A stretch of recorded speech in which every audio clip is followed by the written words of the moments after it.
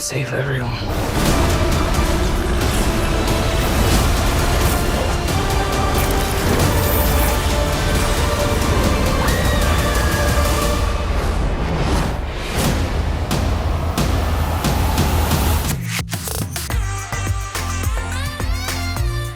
Welcome to your weekly ticket.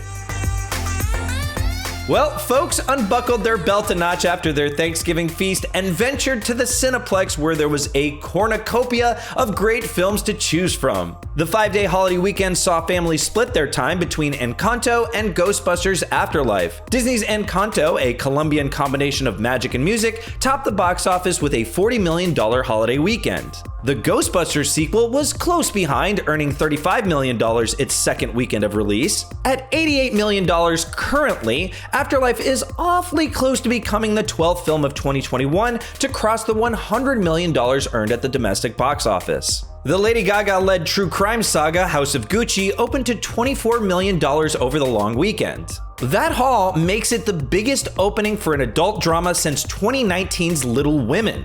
The star power wasn't limited to just Gaga, as Adam Driver, Al Pacino, Selma Hayek, and an unrecognizable Jared Leto all filled the 158-minute runtime. And speaking of 2019, Licorice Pizza, Paul Thomas Anderson's sprawling 70s LA comedy, had the biggest per-theater average of any movie since Bong Joon-ho's Parasite in 2019. Licorice Pizza earned $335,000 from just 4 screens. The coming-of-age movie expands nationwide December 25th, but for now, there's just something nice about PTA having the highest PTA in 2 years. Tickets for Spider-Man No Way Home, the biggest film of the holiday season, if not the year, are now on sale. To mark the occasion on Spider Monday, Fandango's managing editor Erik Davis spoke with producer Amy Pascal about the future of Tom Holland's Spider-Man. Putting a stop to the "this is the end" rumors, Pascal said, "This is not the last movie that we are going to make with Marvel. This is not the last Spider-Man movie. We're getting ready to make the next Spider-Man movie with Tom Holland and Marvel. We're thinking of this as 3 films, and now we're going to go on to the next 3. This is not the last of our MCU movies." Pascal also mentioned that we should expect our first peek at the Spider-Man Into the Spider-Verse sequel very soon, and that there are ongoing discussions on how to bring Miles Morales into the live-action world of the MCU. Check out more of our interview with Pascal in the link below. Sticking with the MCU, there's more movement on Mahershala Ali's Blade. The vampire hunter was unexpectedly introduced in a post-credit scene in Eternals. Though he's not seen, Ali's voice makes it Blade's first appearance in the MCU. In the first casting announcement since the standalone film was announced in 2019, Delroy Lindo is in final negotiations to appear opposite Ali in Blade. Lindo's role is currently unknown. Filming will begin in summer of 2022, so we can expect more casting announcements as well as a confirmed release date soon. And 15 years after Little Children, we're finally getting a new film from Todd Field. Field is currently directing Cate Blanchett in Tar. Mark Strong, Nina Haas, and Noemi Merlant have also joined the cast. In Field's new movie, Blanchett plays Lydia Tarr, the first ever female chief conductor of a major German orchestra. Focus Features will release the film on October 7th, 2022. There is no doubt that 2021 has been a great year for movies, but the epic releases are not over yet. There are still a ton of potential box office blockbusters and Oscar-worthy contenders scheduled to arrive in theaters before the year comes to a close. So from The Matrix to Nightmare Alley and Spider-Man No Way Home, we're here to break it all down for you. Here to help us out today is none other than managing editor at Fandango, Erik Davis. Erik, thanks for coming on the show. Yeah, thanks so much for having me. It's good to be back. So I gotta know, what is going to be the big movie that everyone is talking about this holiday season?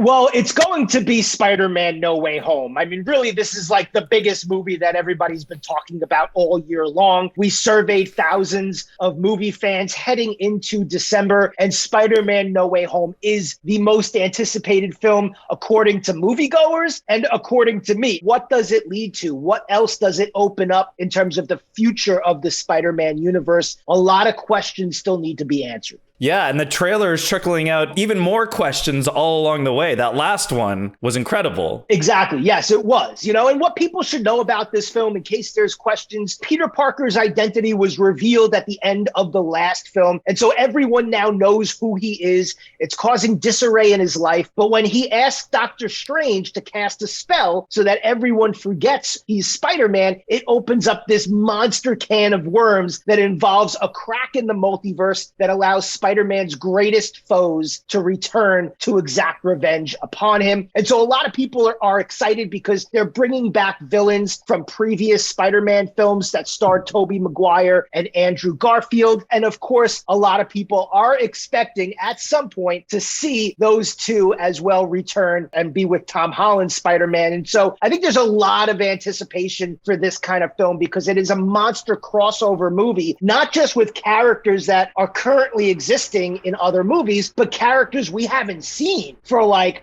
over a decade. I think that's cool. I'm really looking forward to just turning into a child in the movie theaters. Okay, so every year, my family, we always go to see a movie. So what do you think would be a fun movie for the whole family to watch this year? I think there's a couple. If you have really young kids, I'm going to say Sing 2. That is a sequel to Sing. And what I love about it, especially if the words Kids Bop mean something to you in your house, you are going to want to go see Sing 2 because it's littered with music that is familiar to kids. That's music that's on the radio now, like these cover versions of the songs. And it's got such a great cast. Scarlett Johansson, Reese Witherspoon, Tori Kelly, John C. Reilly, Matthew McConaughey, and they all play these really great animal characters. And there's always themes in there about believing in yourself and believing in your talents. And so I think that is a really great film for little kids. But there's another film with a lot of music in it, and it has a very famous director attached. Steven Spielberg has a remake of West Side Story that just looks outstanding and gorgeous. So I think if you have some older kids that are also really like music, maybe they didn't see the original West Side Story, maybe they didn't see it on Broadway as a musical, but this new version is something that I think a lot of people will really wrap their arms around. Plus Rita Moreno, who was a star in the original West Side Story, returns and has a role in this one. And so I think that's going to be a film that a lot of people are talking about and may even be an awards contender as well as we get closer to the holidays. Do you think there are any other December movies that could become Oscar winners? Yeah, I mean, we could definitely see a couple in December. They've been rolling out over the last couple of months, but there's one from director Guillermo del Toro called Nightmare Alley that I want to put on everyone's radar. The last film that Guillermo del Toro directed won Best Picture and Best Director. And so I think that he's somebody that a lot of people are excited right now about. Bradley Cooper stars Rooney Mara, Cate Blanchett, kind of a remake of a 1947 film also called Nightmare Alley. And it's about a corrupt con man who teams up with a female psychiatrist to trick people into giving them money. I personally love con man stories.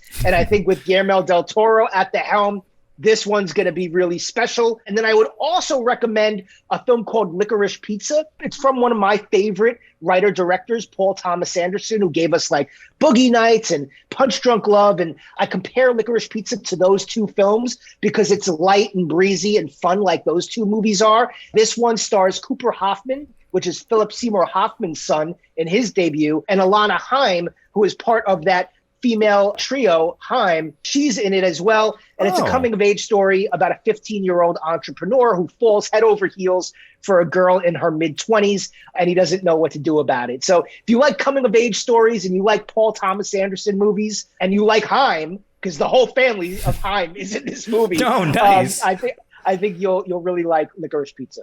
Doesn't that movie also currently have a perfect score on Rotten Tomatoes, I think? I think as of this conversation, it has a perfect score. And, awesome. The critics that have seen it have really loved it so far. I really love it. I'm a big fan of coming of age movies, and I think they're really great, and especially ones that are about guys falling for girls and not knowing how to handle themselves. And so it's a really tale fun as old as time. All right. Big question here. What are your box office predictions? Wow.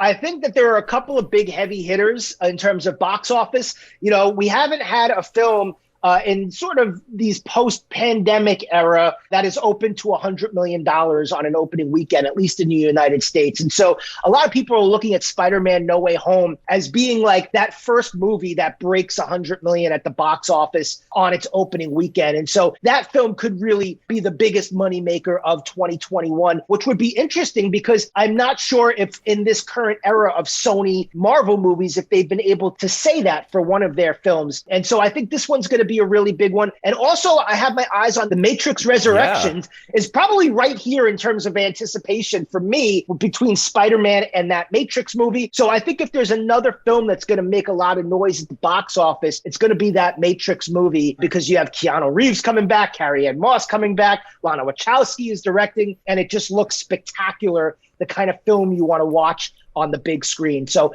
I would say in terms of box office, it's going to be a healthy box office this December because it's packed with movies. But look at Spider-Man and look at Matrix as really paving the way in terms of those bigger box office grosses. Awesome. Well, Erik, always great to have you on the show. Obviously, we can find you on Fandango, but where else can we find you? Go find me on Twitter at Erik Davis, Erik with a K. That's where you can kind of hang out with me and listen to all my crazy movie takes and come over and say hey. And I always like that.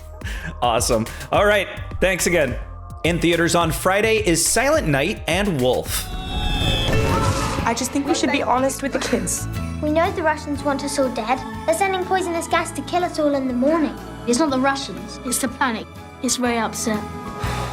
It will kill anything and anyone that is still alive. Silent Night follows two parents, played by Keira Knightley and Matthew Good, who have invited their closest friends to join their family for Christmas dinner at their idyllic home in the English countryside. As the group comes together, it feels like old times. But behind all of that laughter and merriment, something is not quite right. The world outside is facing impending doom, and no amount of gifts, games, or Prosecco can make mankind's imminent destruction go away. Surviving the holidays just got a lot more complicated. And available to watch at home is The Last Duel and Belfast. I am risking my life for you. You are risking my life so you can fight your enemy and save your bride. And that could render our child an orphan. The Last Duel is a cinematic and thought-provoking drama set in the midst of the 100-year war that explores the power of men, the fragility of justice, and the strength and courage of one woman willing to stand alone in the service of truth. Based on actual events, the film unravels long-held assumptions about France's last sanctioned duel between Jean de Carouge and Jacques Legris, two friends turned bitter rivals. When Carouge's wife Marguerite is viciously assaulted by Legris, a charge he denies, she refuses to stay silent, stepping forward to accuse her attacker, an act of bravery that puts her life in jeopardy. Matt Damon, Jodie Comer, Adam Driver, and Ben Affleck star in Ridley Scott's high-stakes drama. All right, well, that's all for today, but before you go, leave us a comment and let us know what you'll be watching this week. I'm Khail, and I'll see you next time.